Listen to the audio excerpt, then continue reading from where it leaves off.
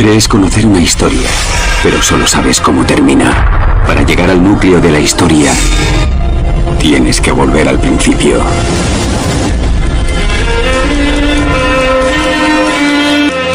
Una de las creencias más importantes dentro del catolicismo es la perpetua virginidad de María, dogma definido por el Concilio de Éfeso en el año 431. Tiempo después fue proclamado por otros concilios, el de Calcedonia y los de Constantinopla. Desde entonces el catolicismo romano le ha dado mucha importancia a la figura de María, proclamándola reina del cielo, reina de los ángeles y de todo lo creado, salvadora, incluso que el reino de Dios es de ella. Y hoy cuando vemos las procesiones católicas vemos la adoración idolátrica de la figura distorsionada de María. Por lo que sigamos analizando si, como asevera el catolicismo, siempre tuvieron las mismas enseñanzas con relación a si María tuvo o no más hijos. Por ejemplo, podemos ver el contexto histórico del siglo II, con algo que alertó al propio emperador de Roma. Por ejemplo, la obra de Gesipo, primer historiador cristiano del segundo siglo, que nació en el año 110, titulada Memoria, que constaba de 5 libros y que se ha perdido casi en su totalidad y ha sobrevivido en parte gracias a Eusebio de Cesarea, nos cuenta que el emperador romano César Domiciano buscó y persiguió a los nietos de un hermano de Jesús, Judas, por si estos tenían la intención de levantarse contra Roma, apelando a ser los descendientes consanguíneos de Jesús. Cuenta Eusebio, el mismo Domiciano dio orden de ejecutar a los miembros de la familia de David, y una antigua tradición dice que algunos herejes acusaron a los descendientes de Judas, que era hermano del Salvador según la carne, con el pretexto de que eran de la familia de David y parientes de Cristo mismo.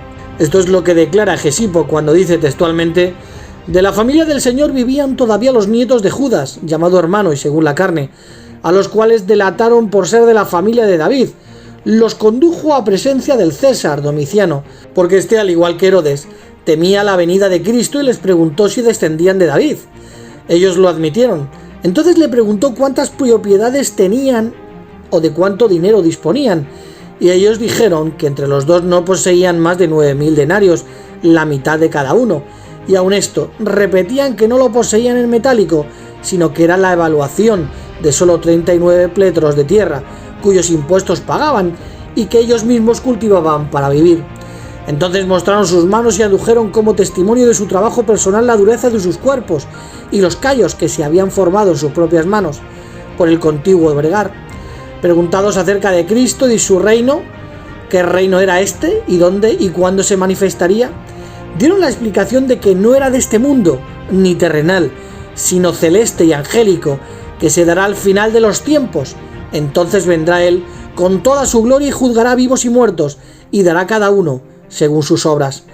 Ante esta respuesta, Domiciano no los condenó a nada, sino que incluso lo despreció como gente vulgar, los dejó libres, y por decreto hizo que cesara la persecución contra la Iglesia. Los que habían sido puestos en libertad estuvieron al frente de las iglesias, tanto por haber dado testimonio como por ser de la familia del Señor, y vuelta a la paz, vivieron todavía hasta Trajano. Por lo que Roma tenía miedo de que se levantara un rey judío, apelando a su consanguinidad, en este caso los sobrinos nietos de Jesús, por parte de su hermano Judas. Por eso le preguntaron cuánto dinero tenía para saber si contaban con suficiente capital para formar un ejército. Es interesante que les preguntó sobre su reino. Este no era parte del mundo, dijeron los sobrinos nietos de Jesús. Era un reino celestial que vendría al final de los tiempos, algo que no cree el catolicismo.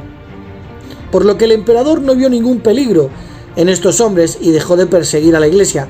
Si María no hubiera tenido hijos, lógicamente le hubiesen dicho al emperador que no hacía falta buscarlos, pues no había familiares consanguíneos de Jesús, por lo que esa persecución carecería de sentido. Ningún apologista cristiano del siglo II dijo nada, y vemos que en el cuarto Eusebio no dice nada de la ilógica de perseguir descendientes de David, según la carne, pasando por Cristo. Las cronologías de quien descendía de cada tribu quedaron destruidas en el año 70 en Jerusalén, y desde luego se buscaban descendientes de David pasando por Cristo. Y Gesipo hablaba del hermano según la carne para diferenciar de un hermano espiritual. Por ejemplo, Clemente de Alejandría a los hermanos espirituales los llama hermanos en el Señor, por lo que en el segundo siglo se diferenciaba a los hermanos en la carne de los hermanos en el Señor. Aquí es cuando el católico dice que hermano puede ser un primo, pasando por alto de que en griego se usan palabras diferentes para hermano, primo y pariente. De hecho, Hegesipo en su obra usa la palabra primo. Después de que Santiago el Justo sufriera el martirio, acusado de los mismos cargos que Jesús, Simeón, el hijo de su tío paterno, Teios Coplas, fue nombrado segundo obispo de Jerusalén, al ver que era el primo Anepsios del Señor. Por lo que Hegesipo escribe en griego como todos los autores del Nuevo Testamento y emplea dos palabras distintas distinguiendo netamente entre primo, griego Anepsios, y hermano carnal, Adelfos. Si Hegesipo hubiese sido católico romano, este hubiera sido un fallo, pues con decir primo valía. Sin embargo, no solo dijo hermano, sino resaltó que era de carne, o sea sanguíneo, y que el César buscaba a sus nietos. Cuando analizamos a otros apologistas del siglo II y III, vemos que no fue un dogma creído por todos, a lo sumo una creencia personal de alguno. Por ejemplo, Irineo de León entendía que María dejó de ser virgen, y lo vemos por su propia comparación que hace con Eva. De acuerdo con este designio, la Virgen María se encuentra obediente, diciendo: «He aquí la esclava del Señor, hágase en mí según tu palabra». Pero Eva fue desobediente porque ella no obedeció cuando aún era virgen, y así como ella, teniendo ciertamente un marido Adán, pero siendo todavía virgen, habiendo desobedecido, fue hecha causa de muerte, tanto para ella como para todo el género humano. Así también María, teniendo un hombre desposado con ella, y siendo sin embargo virgen, al rendir obediencia llegó a ser causa de salvación, tanto para ella como para todo el género humano, y por esto la ley llama a la mujer desposada con un hombre la esposa de aquel que la había desposado, aunque todavía era virgen, indicando así la referencia de María a Eva, por lo que es innegable que el símil lleva a comprender que Irineo sabía que María tuvo hijos después del parto, y por eso lo asemeja a Eva, que después de ser echada del jardín de Edén, desde luego, tuvo hijos. Con referencia a Tertuliano, contesta Marción que no creía que Jesús nació de una mujer, pues este gnóstico creía que la materia era mala, que la Biblia no diría que tu madre y tus hermanos te buscan si no los tuviera. Llegamos ahora al argumento más enérgico de todos los que cuestionan la natividad del Señor. Dicen que él mismo da testimonio de que no ha nacido cuando preguntan: ¿quién es mi madre y quiénes son mis hermanos? De esta manera, los herejes o desvían las palabras simples y llanas a cualquier sentido que elijan, según sus conjeturas, o resuelven violentamente mediante una interpretación literal palabras que implican un sentido condicional y son incapaces de una solución simple, como en este pasaje. Nosotros, por nuestra parte, respondemos primero que no se le podría haber dicho que su madre y sus hermanos estaban afuera deseando verle si no hubiera tenido madre ni hermanos. Lógicamente, Marción contestaría como un católico actualmente cuando Jesús dijo que su madre y sus hermanos eran los que estaban con él. Así razonan los gnósticos católicos y marcionistas. En otros escritos sigue con el mismo hilo argumental, mostrando a una María que no fue siempre virgen. Por su parte, Orígenes en su comentario de Mateo dice que María sí fue virgen siempre. María conservó su virginidad hasta el fin. Sin embargo, Orígenes, al igual que Agustín de Hipona y Ambrosio de Milán, comete un error que implicaría implícitamente que reconocerían que María sí tuvo hijos al aplicar a Jesús la profecía mesiánica del Salmo 69, 8 y 9. El celo de tu casa me ha devorado, dijo el propio Orígenes.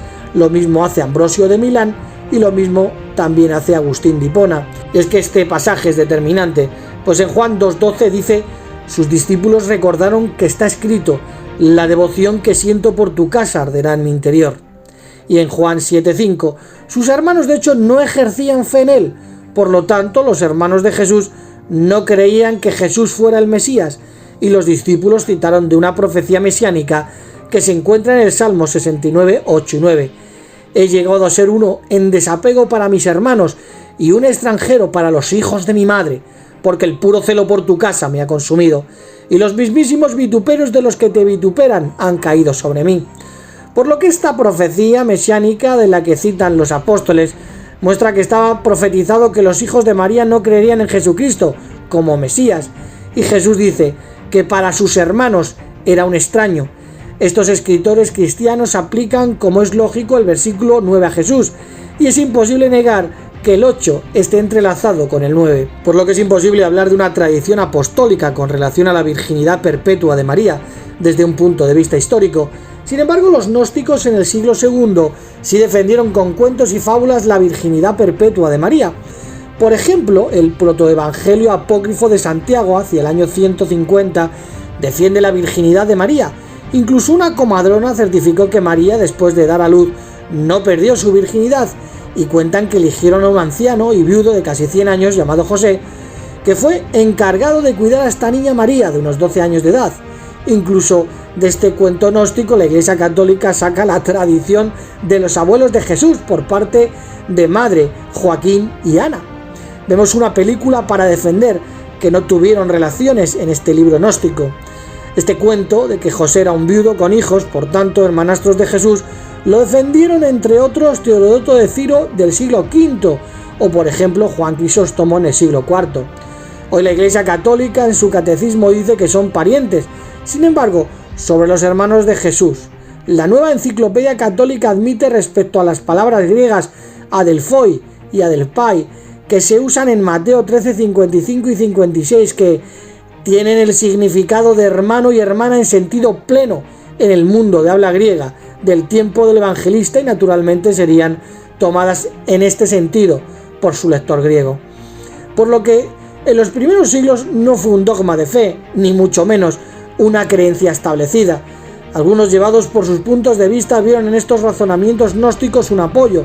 Sin embargo, no fue una creencia. La historia nos muestra que en el siglo II se creía que Jesús tuvo hermanos hasta el punto de que Roma persiguió a sus sobrinos nietos. ¿Necesitamos los testigos de Jehová, a los padres de la Iglesia, para saber si tuvo más hermanos Jesús? La respuesta es no.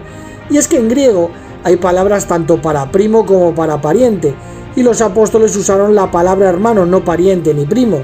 Para referirse a parientes más bien que a hermanos, se usa otra palabra griega como en Lucas 21:16, y en Colosenses 4:10 se usa la palabra griega para primo.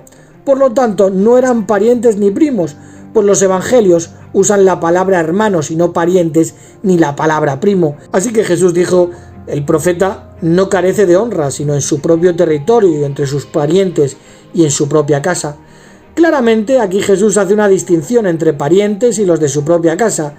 El hecho de que ella tuvo otros hijos además de Jesús puede verse claramente en las preguntas formuladas por los vecinos de Jesús, que conocían bien a su familia. ¿De dónde le vienen a este tales cosas? ¿Y qué sabiduría es esta que le ha sido dada? ¿No es acaso el carpintero hijo de María y hermano de Santiago y de José y de Judas, del que persiguieron a sus nietos? ¿Y de Simón? ¿Y sus hermanos no viven aquí entre nosotros? También indica que Jesús tuvo medio hermanos naturales el hecho de que en una ocasión se le dijo: tu madre y tus hermanos están fuera y desean hablarte. Más aún, si hubieran sido primos de Jesús, ¿por qué son mencionados con tanta frecuencia como acompañantes de María, la madre de Jesús? Por ejemplo, en Juan 2:12 dice que después de la boda de Canaán se fueron y bajaron a Capernaum. Después de esto, bajó a Capernaum con su madre y sus hermanos y sus discípulos, pero no se quedaron allí muchos días. ¿Qué hacía María siempre con estos hermanos de Jesús? Lo que es más, después de la muerte y resurrección de Jesús, leemos que entre los presentes en el aposento alto en Jerusalén estaban, además de los 11 apóstoles, otros que incluían a María, la madre de Jesús, y los hermanos de él.